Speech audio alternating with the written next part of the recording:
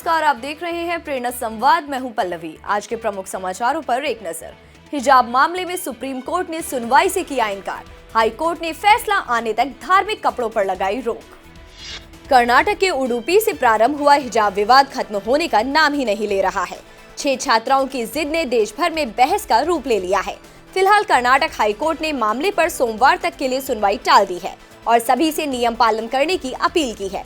गुरुवार को सुनवाई के दौरान हाई कोर्ट ने कहा, फैसला आने तक स्कूल में धार्मिक कपड़े पहनने पर रोक रहेगी, जबकि स्कूल कॉलेज खोले जा सकते हैं।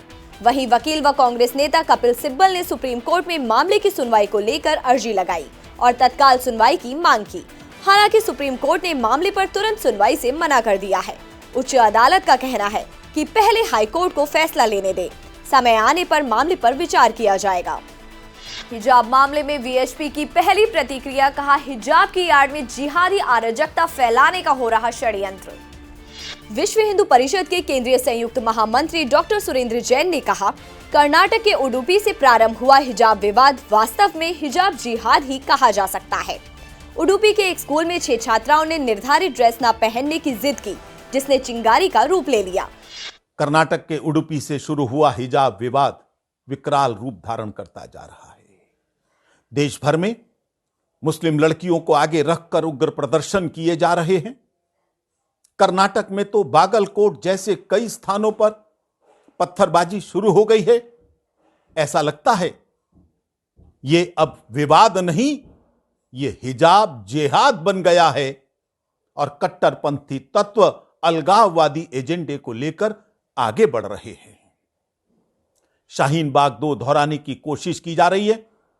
उन सबको ध्यान रखना चाहिए, ये शाहीन बाग दिल्ली में तो लंबा चल गया था, कर्नाटक में नहीं चल सकेगा।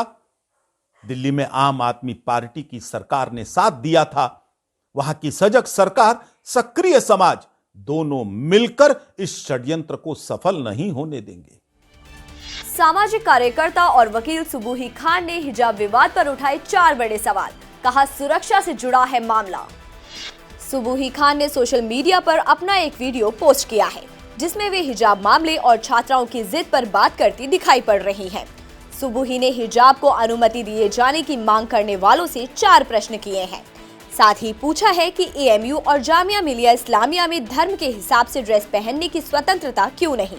आप भी सुनिए उनके ये सवाल। जो लोग इन छात्राओं का समर्थन कर रहे हैं, उनसे मेरे 4 सवाल हैं। पहला सवाल, अगर बुर्का पहनना या नकाब करना इस्लाम की इंटीग्रल एसेंशियल प्रैक्टिस है, तो कुरान में एक भी वर्स दिखाई जाए जो नकाब या बुर्के की बात करती है। दूसरा सवाल, अगर ये हमारे संविधान के अनुच्छेद 25 में दिया हुआ धार्मिक स्वतंत्रता के अधिकार की बात है, तो सेम यही अधिकार अलीगढ़ मुस्लिम विश्वविद्यालय में या जामिया में पढ़ने वाले गैर मुस्लिम छात्रों और छात्राओं को क्यों नहीं दिया जाता है। वहां पर ड्रेस कोड पॉलिसी और स्कूल की पॉलिसी की बात कर गैर मुस्लिम बच्चों को शेरवानी या शलवार कमीज पहनने के लिए मजबूर क्यों किया जाता है। तीसरा सवाल, अगर ये महिलाओं के चुनने के अधिकार की बात है, तो मेरे जैसी मुसलमान महिलाएं जो हिजाब नहीं करना चाहती हैं या फिर अपनी मर्जी से करना चाहती हैं, जो बाल खोलना चाहती हैं, जो स्वतंत्रता के साथ जीना चाहती हैं, उनके चुनने के अधिकार का क्या? उनको काफिर होने का या खराब महिला होने का सर्टिफिकेट क्यों दिया जाता है। चौथा और आखिरी सवाल, हमारे घर की अगर कोई डोरबेल बजाए कोई नकाबपोश व्यक्ति, क्या हम बिना उसकी पहचान देखे उसको अपने घर में घुसने देते हैं?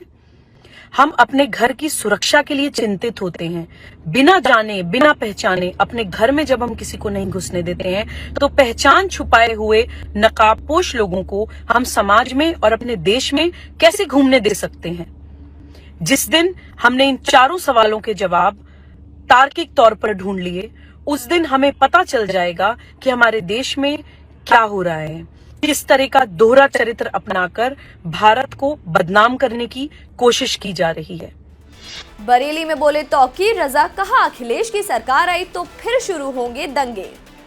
आईएमसी प्रमुख मौलाना तौकीर रजा बरेली कैंट से कांग्रेस प्रत्याशी के समर्थन में जनसभा को संबोधित करने पहुंचे, लेकिन मंच पर पहुंचकर उन्होंने समाजवादी पार्टी की जीत का दावा किया। साथ ही जनता को 2012 से 2017 का समय याद दिला दिया। उन्होंने कहा, अखिलेश की सरकार पूर्ण बहुमत से न बने।